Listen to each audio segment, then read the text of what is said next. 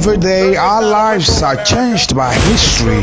We are one people, all of us. Leaders, politics, nobody's ambition is what they blood. I have fought very firmly. Natural occurrence, war, and the world economy. I belong.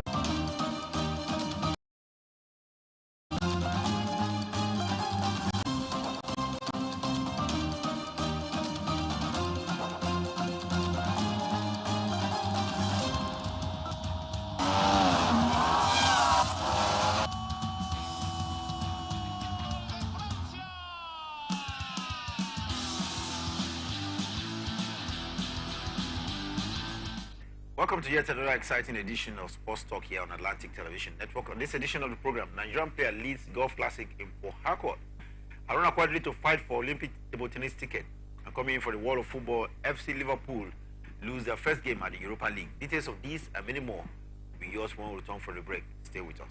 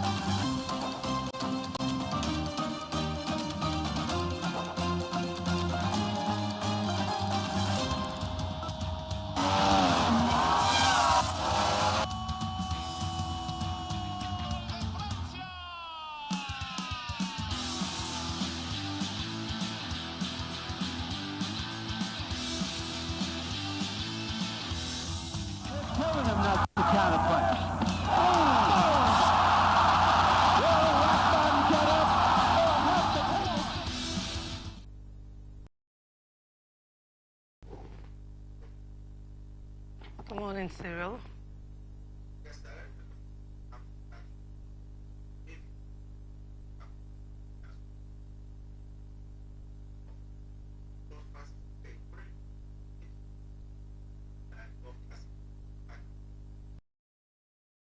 Saw him with 9 under from 36 hole play. Well, the defending champion is also here, Sunday Lakpade. But then, you know, he came in, and one of the things he told me when I met with him on the first day, he says that he wants to do everything to ensure that he defends the title. And of course, you know, with the amount involved, last time he went home with 20 million, and this time around there's an improvement of 22 million naira. So he had all the intention, but of course, you know, everyone goes to the battlefield, you know, to fight and to win. But unfortunately, the way things are now, it's not going his way. Right now, he's 8 shots, you know, behind Francis, who is leading, though both men came from Ikoyi. But then, you know, about 4 people in front of him. But when I spoke with him, you know, last night, he told me that there are chances, some very slim chances, that he could come up today and tomorrow before it ends. But then, you know, like for me, because he's my friend, I was actually rooting that, you know, he gets to win it, so I can also be part of the 22 million naira. But we'll keep our fingers crossed. Maybe there is some secret we need to know about this. The first edition, we had someone, you know, from the Airsoft Golf Course winning it. Second, third have been, you know, people from outside. The third one was somebody, Sunday Lakpade, from Ikoyi Golf Club, who is the defending champion, but it doesn't look like he will. But like he said, there are still slim chances. Today, they will have some games, some matches, and then tomorrow they will also have. So we'll see what happens. But then, you know, the prize money is something that is attractive, and everyone wants to win. I mean, if you're going to be the winner, you will get the 22 million naira. You also have a trip, you know, all paid, you know, trip to Rwanda. And then, you know, for the second place, you also will be traveling to Ghana, all expense paid and everything. And of course, there are also, you know, new vehicles, you know, I mean, on ground, you know, for the winner. So, I mean, it's super. This edition is something spectacular. It was spectacular one in the sense that they also had the category for the kids. They had about 40 kids who participated, and the kids will also be in their finals tomorrow. What prizes would these kids get?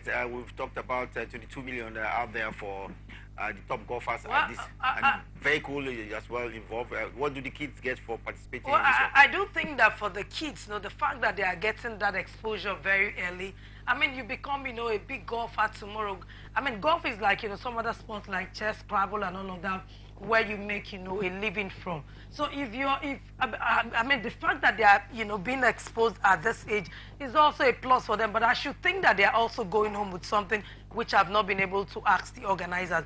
But I know too well, this is one competition that is big, and I know the kids who will do well will also pass with something. Looking at the chances of the golfers on showcase at the Python Golf Course in Port Harcourt, two home-based golfers, Gift Willie and Udom Safe, we understand are tied for the second place position, while with 4 under par.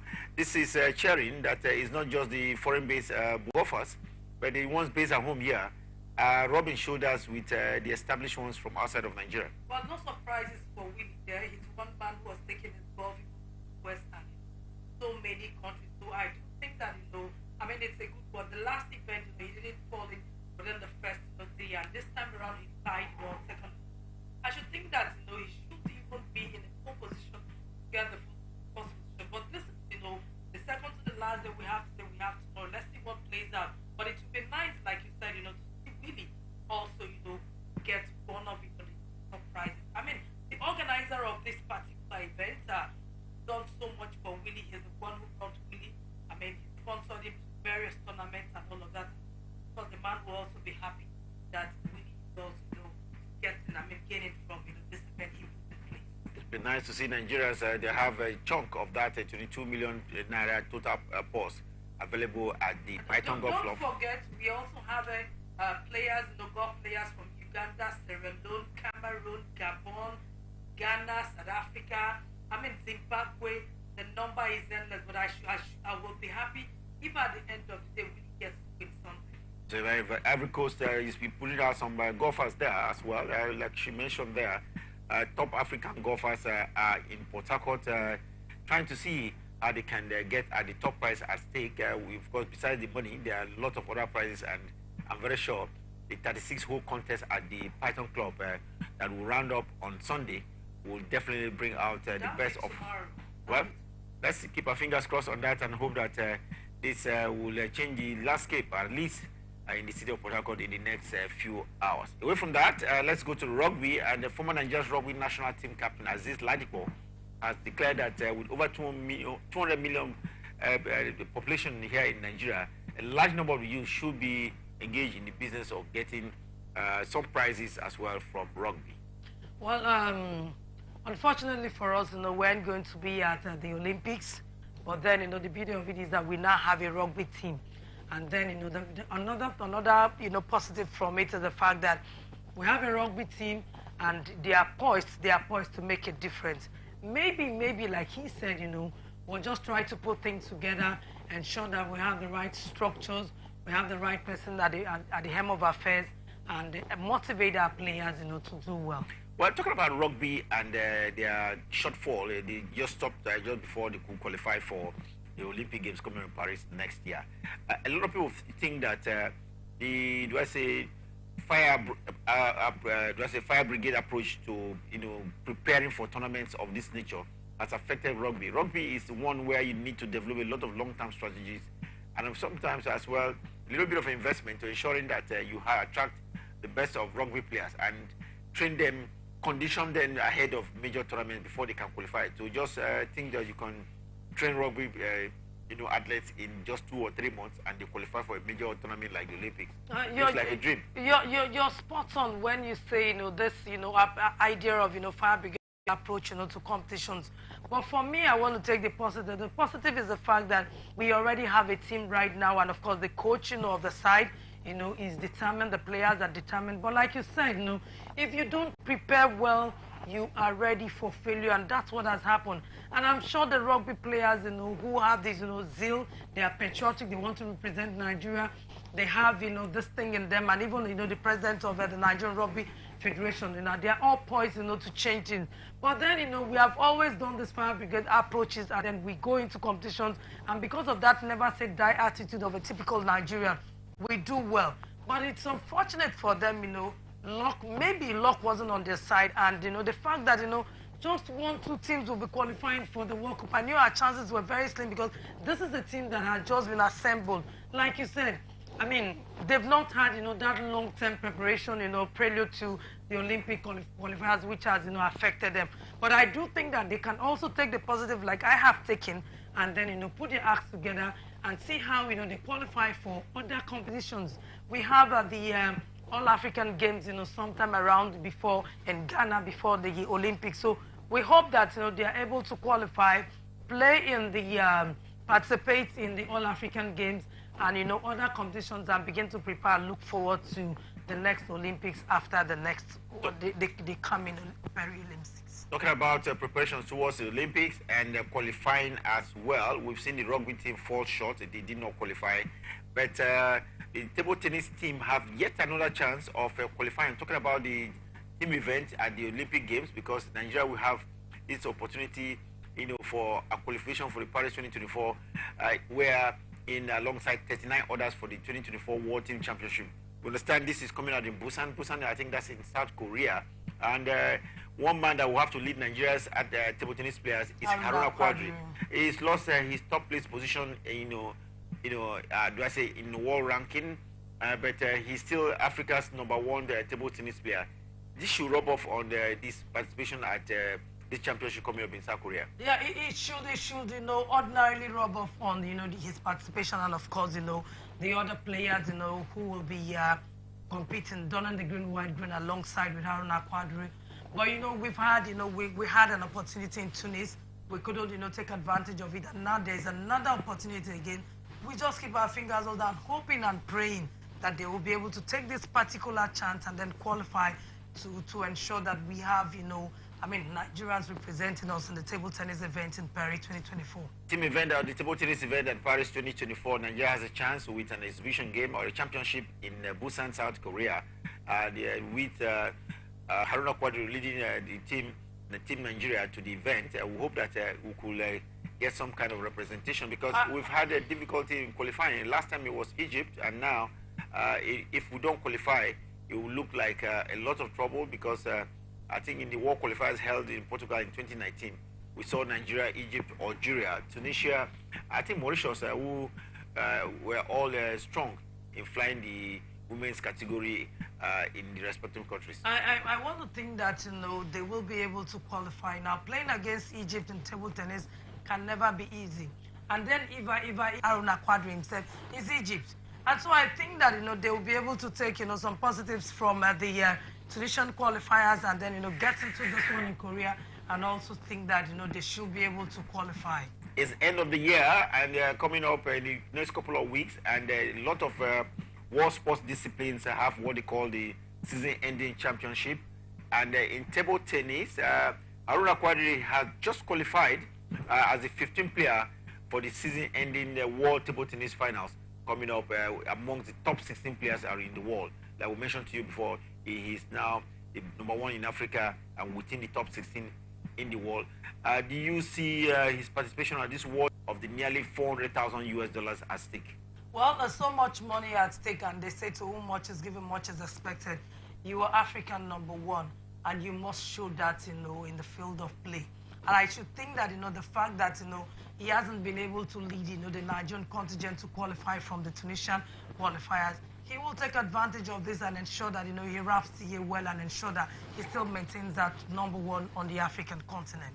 Haruna Quadri, Nigerian representative at the World Table Tennis Championship, and he has an opportunity of, apart from making money, at least getting, rubbing shoulders with the top table tennis players around the world. This is a championship meant for the first 16 players in the world, and Chinese definitely are prominent among the 16 names that will be at the championship. We have even Chinese Taipei table tennis players. There is Felix Lebrun from France as well going to the championship.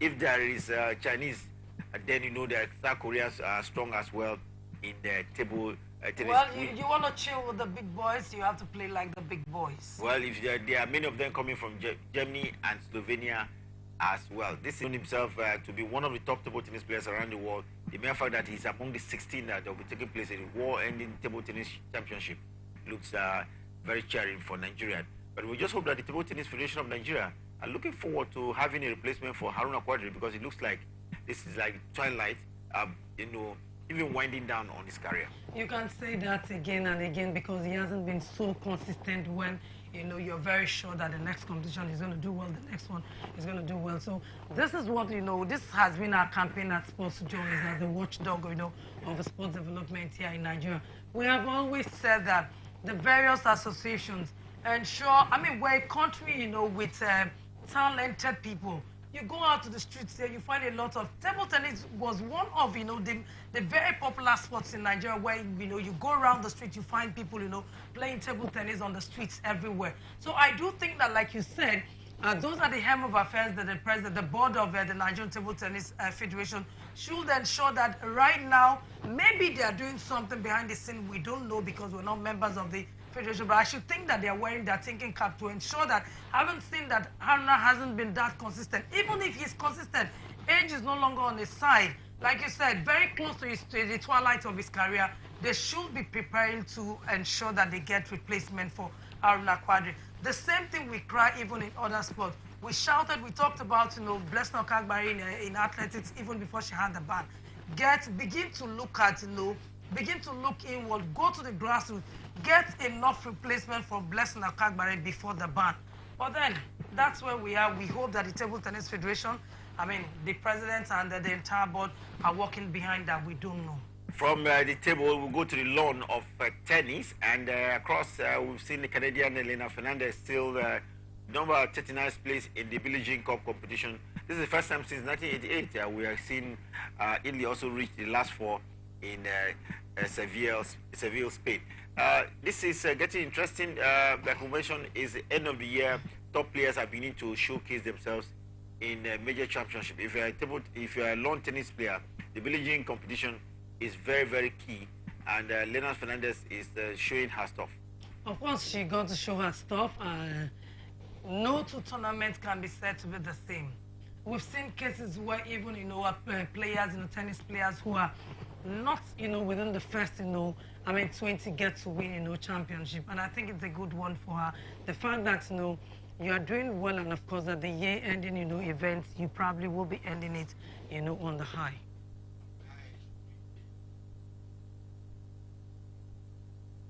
Players from the United States of America edge Switzerland in this one, and we hope that they continue to churn out. It's their thing. Well, it's their thing. Like you mentioned, they're Billie Jean, an American who has had some kind of legendary status in tennis as well. Meanwhile, talking about tennis, reminds me of the Sofia Open, where Jack Draper has cruised now into the semi-final. Jack Draper continues his good form with a victory in the quarterfinals over his opponent from Turkey. The Grand Slams are over. These Opens are meant to garner points and see whether you can be part of the season-ending championship.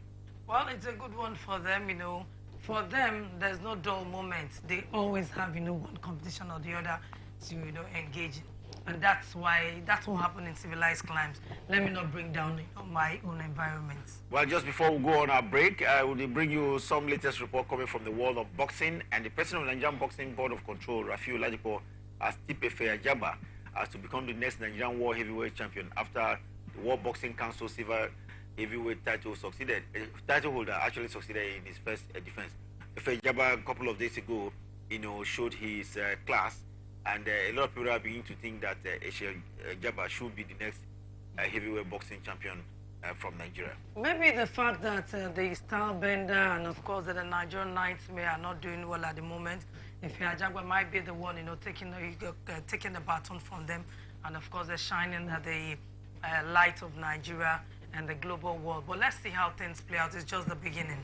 If Ajaba, the man that took out the Australian that beat him at the Olympic Games a couple of years ago, now having his revenge, and but he has been quiet in a very long time.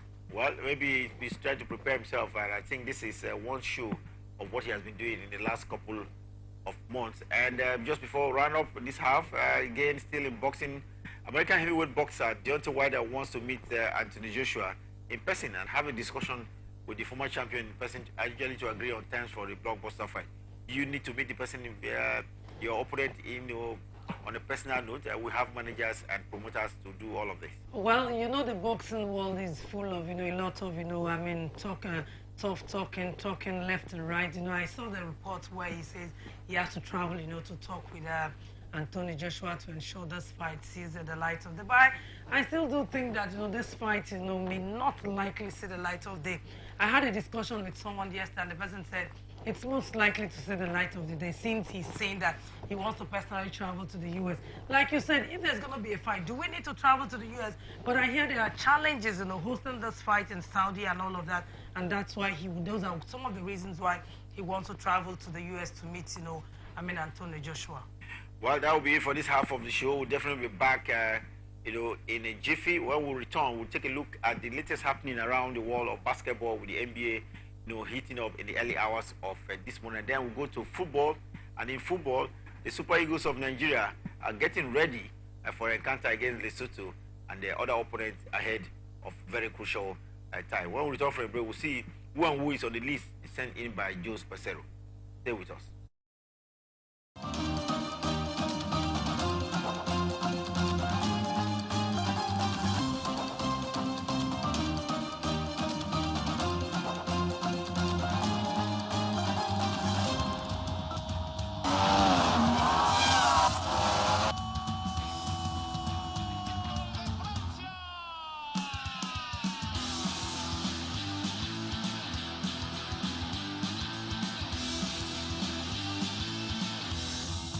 Telling him not to counterpunch.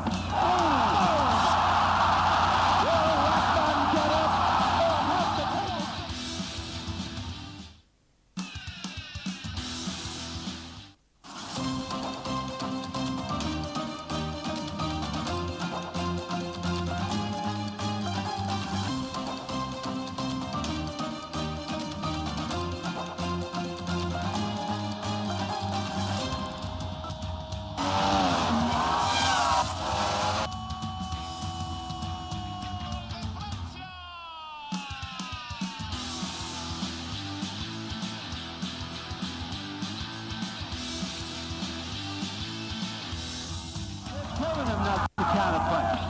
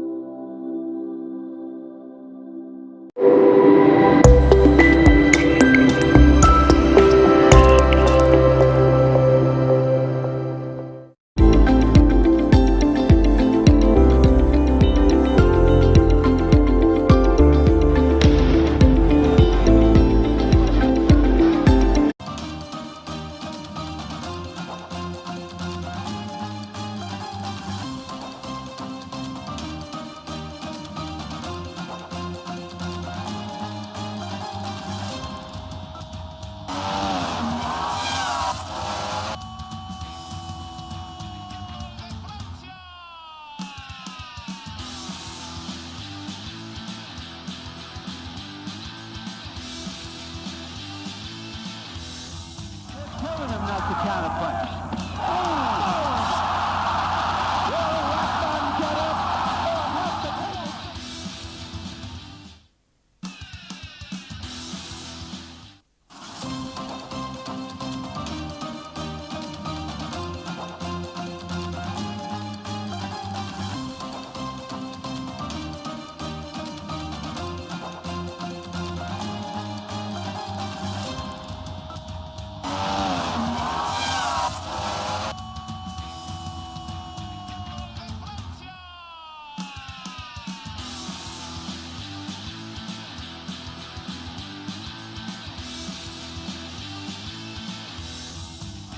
killing him now to counter punch.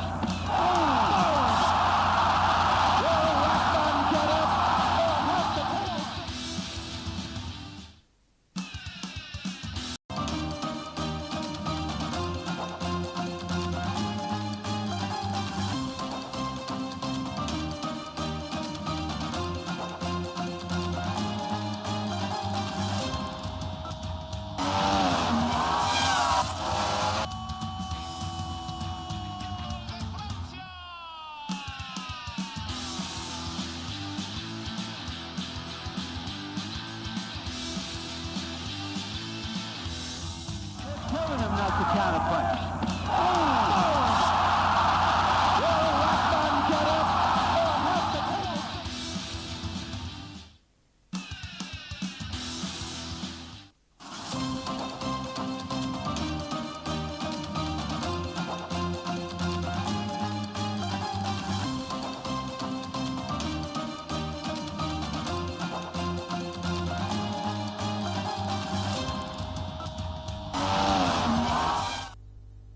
Welcome back. Sports Talk here on Atlantic Television Network, and we're keeping you updated with the latest happening around the world of sports. And if you're a basketball follower, it might interest you to know that in the early hours of this morning, we saw two games that really thrilled on the court. First was in Indiana, and the Pacers beat Milwaukee Bucks by 126 points to 124 points. Something interesting about this match in the early hours of this morning, two times most valuable player of the NBA, talking about Gianni Antetokounmpo, Nigerian Greek player, put up as many as 54 points. This is just 1 point short of his highest tally in the NBA career. Sarah, this is interesting.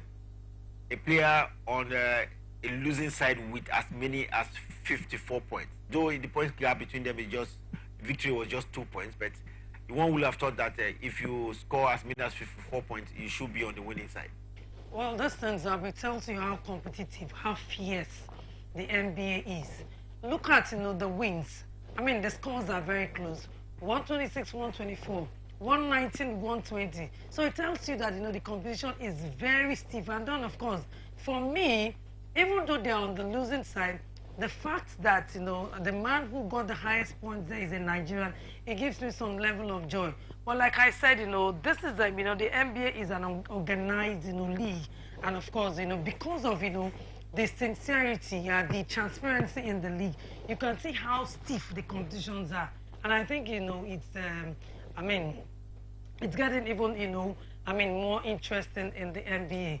But then, like I want to say, it's still early days.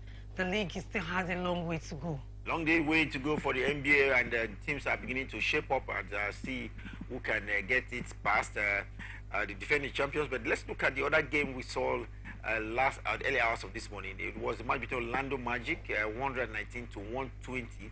Orlando, something about this one. Hawks did win by just 1 point, but there are two games. There are innovation to the season in the NBA. Two games are supposed to be played outside of the United States of America, and this one is one of the games. It was played at Mexico City Arena with nearly 20,000 fans seeing this one, and that was a record sellout for basketball game in Mexico City. Orlando Magic, maybe you want to call them the home side. They are away from United States of America, but they were the home side in this fixture and lost to Hawks by 119 to 120. You want to say home fans or foreign fans? Which one do you say now? Maybe foreign fans, if you ask them. But I think, it's really interesting, seeing how organized the NBA is. And then, at some point, the league is on. You have to move, matches, to another city. It tells you how business-wise these people are. Because they have a lot of sponsors, they can just, bring about new innovations, and change, and spice up the league. Can we get to that level where we can also begin to do some of these things? The road is still very far. Well, the NBA bringing a lot of innovation there, and like Sarah did mention there, a lot is being put in terms of organization and sponsorship. That's why you could see an NBA game taken from the United States of America to Mexico City. And in that fixture, like I mentioned, it was nearly 20,000 fans watching that one, and that was a sellout crowd by the Mexican City standard. And Trae Young was the man that showcased himself so strong in that fixture. He scored 41 points on the night. Now, I'm going to look at the business aspect of it. 200,000 spectators. Check out how much they have made from, sales of tickets in that particular one. Can we get organized and begin to do things that way? Can we do things in a way that our clubs, are closer to the people? Can we do things in a way that, people get to know the names of... we can sit back here and mention in a particular NBA club side over there, we can mention 6, 7, 8 players. But can we do that to our own? We cannot. Even in the football teams, we cannot. So until we begin to do things the right way, bring these clubs closer to our people, the storyline will remain the same. It's quite sad, but I think, it's cool for the NBA. NBA introducing a lot of innovations there and working it out. So let's go to football now. And talking about football, we'll start on the local scene. And on the local scene here, Zamfara United head coach Al Sam Mohammed has said that the Nigerian National League opening day fixture this weekend will be a tight contest. He believes that National United would be hosting Zamfara at the Lafia City Stadium this weekend will produce a lot of spark given the pedigree of the both sides. Zamfara United and Nasarawa, both of them, they used Premier to play League the Premier League side, but now they are contesting in the National League. Well, I should think that, Nasarawa United, perennial, would I say to some extent, campaigners in the top flight. So I should think that they have, more experience. Last season, was it last season or season before, they were even on the continent. So I should think that, it should go that way. And of course, for a team that desires to gain promotion back, you should be able to start garnering points from your first game. So it's going to be a tough one. But like you said, there are 2 Premier League sides playing in the NNL, 2 big fishes playing in small water. We just keep our fingers crossed and we say, let the best side, carry the day. Well, our fingers will definitely be crossed in this fixture because, like we mentioned, the 2 of them, they used to play in the Premier League before, but they had to drop and they now have to show their class in the National League. And showing class in the National League doesn't come easy because a lot of competition is out there. Oh, the NNL is even stiffer. The competition in the NNL is more stiffer than what we see in the Nigerian Premier Football League. So I should think that they should even make the NNL even more attractive because that's where we get players to feed the top flight. Well, let's go national now. And Super Eagles of Nigeria head coach Jose Pesero has invited 23 Super Eagles players for the encounter between Nigeria and Lesotho, and I think there's a second fixture against Zimbabwe as well. And for me, it doesn't seem to be changing, especially in the goalkeeping department. 3 goalkeepers have been invited, and there's Maduka Okoye, amongst these goalkeepers, Francis Zoho, and I think the one local home-based player as goalkeeper as well. The goalkeeping department seems to be the weakest link in the Nigerian back on the pitch. We've had issues of Francis Zoho, committing a lot of holers. The same thing with the other goalkeeper as well, Maduka Okoye. Can we try out with a local goalkeeper? In the right night, we had a lot of scouts saying that they'll be looking in the direction of an Arsenal goalkeeper that is at Resham. Well, I saw that report, but I should think that, having tried these foreign goalkeepers, I should think that the coach, themselves to look home-based. But the truth is that, ever since the departure of Vincent Nyama, we have struggled. We were struggling before we discovered Carl Ikeme. Carl Ikeme would have been the shining light. He would have been a perfect replacement for Vincent Nyama. But no thanks to Lukema that came and cut, his career short. But truth has to be told. Maduka Okoye's team not doing well at the moment. He himself not doing well. Francis Zoho, I don't know. We've had so much problem. So at this moment now, what if they look inward and begin to think that, okay, let's get players from the local league and, try some of these players. Ojo from Ejimba International. Ojo Leke. Yes, he's been around for a while. But he's been around, but does it have that confidence? Try from the local league. Olorunleke may not be the best goalkeeper here in the land. We have other goalkeepers who are fantastic. Even our goalkeeper here in Rivers United is cool. They should just look inward and then, pick one goalkeeper from the local and then try him. It might just be, a turning point for, our local domestic players. They're looking around the 20-man list as released ahead of the encounter against Nigeria, against Lesotho and Zimbabwe. We have Olaino as well returning back. Olaino, of course, plays for Nottingham Forest in England. Chidozie Awazem again, who is returning in yet one of the fixtures. He plays for Boavista in Portugal. There is Chidozie, who plays for Boavista as well. Ken Omero is back to the team and seems to be making some kind of a statement.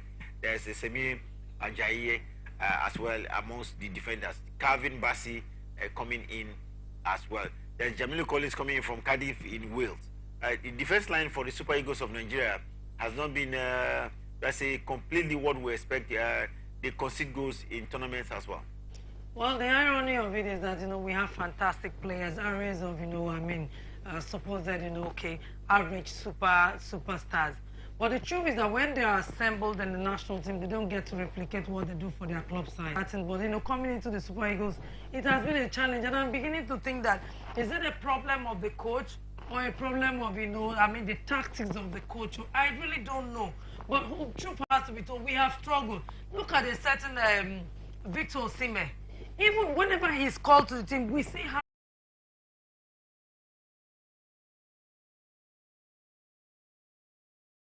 from Southampton in England, and that's how the midfield looks like. Not bad in midfield, but let's look at the attack. Kelechi Iheanacho, popularly called the senior man, is coming in from Leicester City. Of course, he dropped to the lower league last season. There's Sadiq Umar coming from Real Sociedad Spain, and I think he's doing well for his club side. Moses Simon from FC Nantes in France is on the return list for the attackers for Nigeria. Ademola, for the attack, are players that can get the job done for us.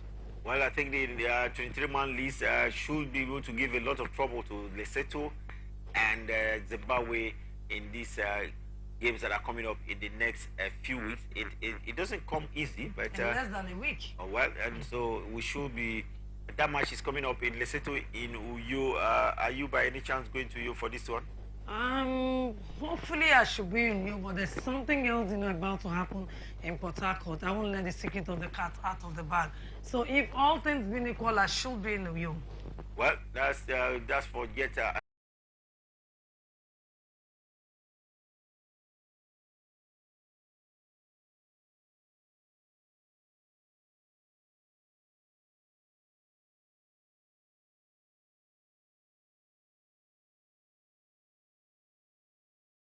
Goal that would have given them that, consolatory 1 point.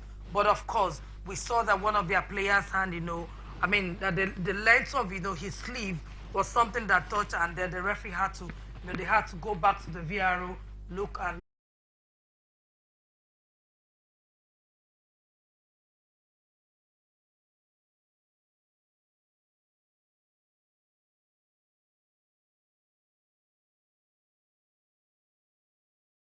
It's not only the Europa League. We saw some action as well in the Europa Conference League. You know that there's a third-tier European competition this time around, and we had some good results as well. But first,